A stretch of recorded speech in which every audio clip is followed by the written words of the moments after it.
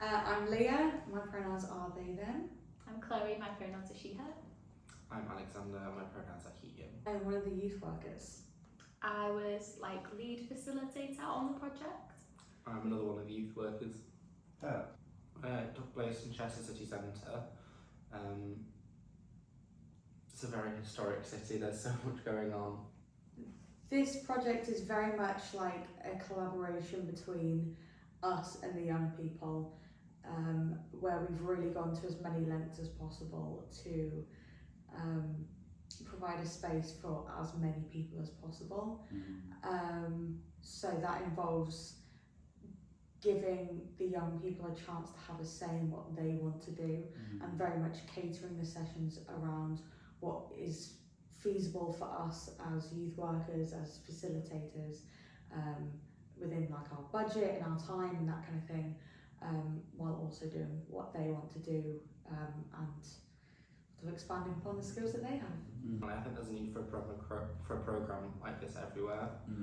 I mean, Chester is a very diverse city, and even Chester Constabulary is one of the most diverse that we have in the country. And I think that having a project like this in Chester is very good just for the people around us to know that there's a space that they can come to express themselves, and also possibly help find themselves within the queer community, or just learn more about it. Is amazing, and I think there should be more projects like this, not just across the northwest, but across the country in general. It was very different to the kind of work that I've been doing before. I think working with young queer people was something that I hadn't really looked into a lot, but it was really fun and engaging, and it was really nice to be able to work with young people in that way to make the work that we did. I think from the sessions that we've been doing, anyone that wants to find a sense of community, I think that seemed to be the biggest thing when we spoke to the young people, what they got out of the sessions. So yeah, anyone that is creative and all of that kind of stuff is perfect, but I think also this sense of just connecting with other queer people through creative work. It's important that it's offered. I mean, the way that we ran it, there was barely any commitment, which I think is what a lot of young people struggle with, especially when we're doing 14 to 25.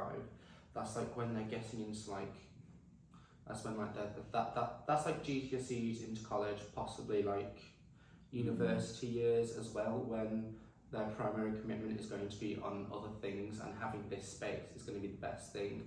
I mean, we had so many people turn up for the first couple of sessions, and it dwindled down a little bit, but even the people who didn't end up coming to Pride or coming to all of the sessions still found that sense of community. So I think it's very important. Yeah. And it's a community. It was really amazing in the sense that it gave us the opportunity to connect with people just as much as we did when we were running the sessions, because it gave us the opportunity. I know someone who currently works where I work currently, who remembers she was a youth worker when we went to the centre down by the canal. Can't remember what it was called. The Phoenix Youth Centre. Yeah, I think so. Yeah. And she remembers, you guys worked on Project 2. You came into the resource centre and you delivered this session. The youth loved it. The youth group loved it. I remember the session.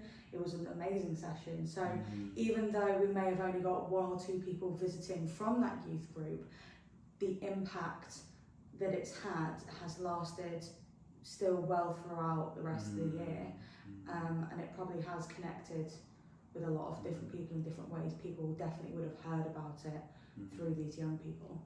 I think something we've learned in this programme is flexibility. Absolutely. And we kind of have to be really mobile in the way that we can just pack up our bag and go to a group, find a group, and that. But the impact that has, and to us it might just feel we're just doing an hour session with a group, but I think you're right, the impact it has on people's minds. I don't know. It felt really good to be able to work on leadership, be able to work on leadership skills and help facilitate group sessions and stuff, and participate in it. To try and help the young people to have more active participation in the session as well. It felt good because it felt like I was on your level and then on their level. I was getting a whole mixed perspective of things. I thought it was quite helpful. Do you think it was good for the space? Oh, definitely. Definitely. I think it was definitely good for the space because it meant that somebody that was don't get me wrong, Stevie participated into it, Leah participated in it as well. But I think it was good to have youth leaders help participate in it because it meant that it was more engaging. It helps with engagement. Yeah. I'm going to say something there and you're probably going to be like, oh god, but it softens the edges. As Sarah was there, you know? It softens the edges of I'm here to lead a workshop and you're the young people and is that actually, well, we're all technically young people and that kind of collaboration and things like that. Yeah, I think it felt very natural, I think especially not dealing with, that's the wrong phrase, but working with the demographic of people that we were, it didn't feel natural to come in with this this is the agenda, this is what we're going to do. Absolutely. I think community is one of the biggest things that can support with well-being. It's humans are not meant to be sort of lone wolves. We are meant to be community-based. We're very social creatures, regardless of whether you're more introverted or extroverted. We're very, very social creatures. So I think, especially when you come from marginalised identities, it's really, really important to find your pack and to find the people that you can relate to. And something I noticed was that, much like my youth group when I was a teenager, there was never any kind of pressure to put labels on anything. I don't think I ever heard anyone say, oh, I'm this, oh, I'm that. It's very much just kind of we're all queer, we're all here together, that's the thing that binds us together. It doesn't matter the specifics of it, it just matters that we're all queer and we're in this space and we're making this space our own. This time it was very much about language and word-based, and it was very much about the sort of the visual side. It was the non-traditional side of creativity. It was spoken word, it was poetry, it was exploring different means rather than dance drama or dance drama music. It was very much exploring, which I think was a really, really beautiful thing, and we created something wonderful. It's incredible in terms of especially in terms of what we set out to do, which was to provide role models. I feel like we brought so many people in that it was hard not to supply them with one. We had Willsy, and then we also had your mate who does spoken word poetry as well, and she brought us up with she did this whole thing about what is poetry, what isn't poetry, and the real answer was it's the same thing with art. If somebody calls it poetry, it's poetry. If somebody calls it art, it's art. And I think that was a very fun thing to do because it meant that not only was this something that the young people had said, oh, we want to learn about, we want to do this, but we brought somebody in who not only was queer themselves, but was actively showing them how they can turn this into just something so much bigger. It was amazing getting to hear voices that we wouldn't have probably heard from otherwise, because it's a very well-known thing that we don't have our queer elders. There's people that would have been in their sort of 50s, 60s now that would have been our mentors for our generation, but they've been lost to us because of the AIDS epidemic. We don't have access to what the 70s and 80s and 90s were like in the queer scene, really outside of documentaries, with the few remaining people that are still alive to tell the tale.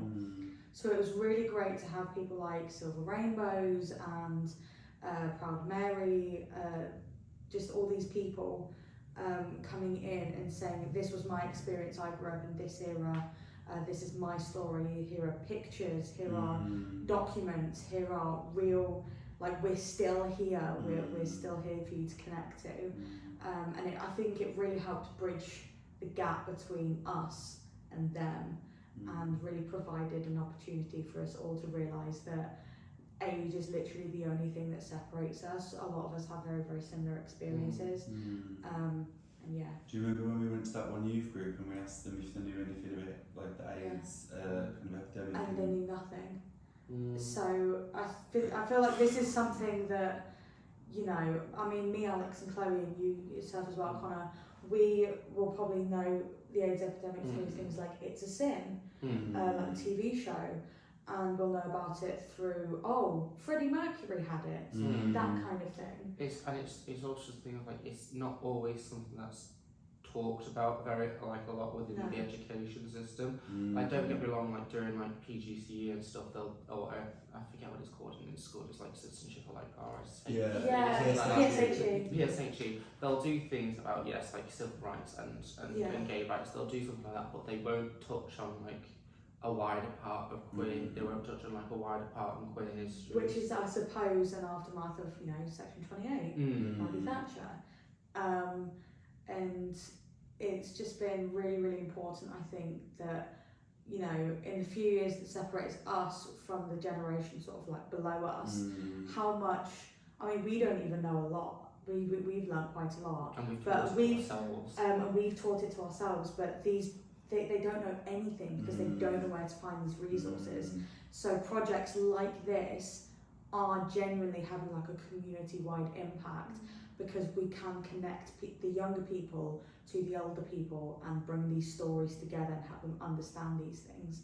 I didn't realise how much I didn't know until I was like exposed to it, and I was like, oh, like, I'm on the same level of knowing as everyone else in this room. Like, I remember one of the most standout memories to me was, he was from the Proud Mary's choir, and he had been with his partner for like 40 odd years or something, and he brought pictures with him. Do you remember?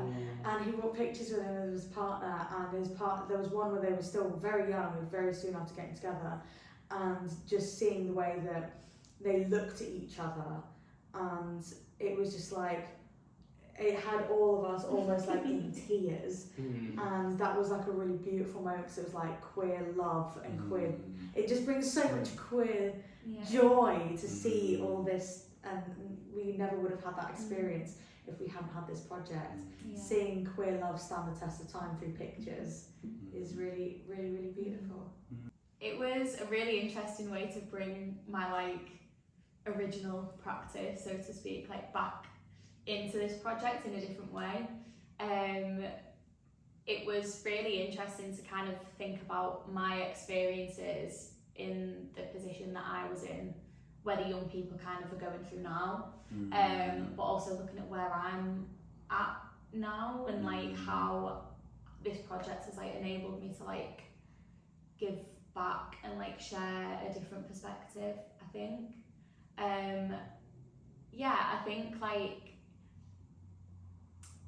I think it did let me like bridge the gap between like working with the young people and their experiences, and then also like the local heroes that came in, because a lot of them were like 70s, 80s, 90s. So to be able to like kind of speak up where I'm at now through that work, I think was really like useful and valuable, I hope. I think I did, yes. I think it mainly depends on like, one, how open the person is to like, one, engaging with it and like allowing themselves to like really feel be molded a little bit by what's going on in the session. But I definitely saw that people left a lot happier with they either left a lot happier with some questions answered and maybe a couple more on the way for the next session, or they were just like, and sometimes it was just like they kind of stayed the same throughout, but by the next session they were just like, I really enjoyed, can we do something like that, like if not this week, then next week. Absolutely. The sessions that were with local heroes, it was really spectacular to see that, like, because during the sessions we were all quite chatty and we were all very sort of like happy engaging with one another, and the sessions where people had come in, you could hear a pin drop. And it was very much kind of like the young people wanted to hear these stories. You could see that desire was there, and once they'd had one person come in that was a local hero, they were like the next day they wanted more, exactly.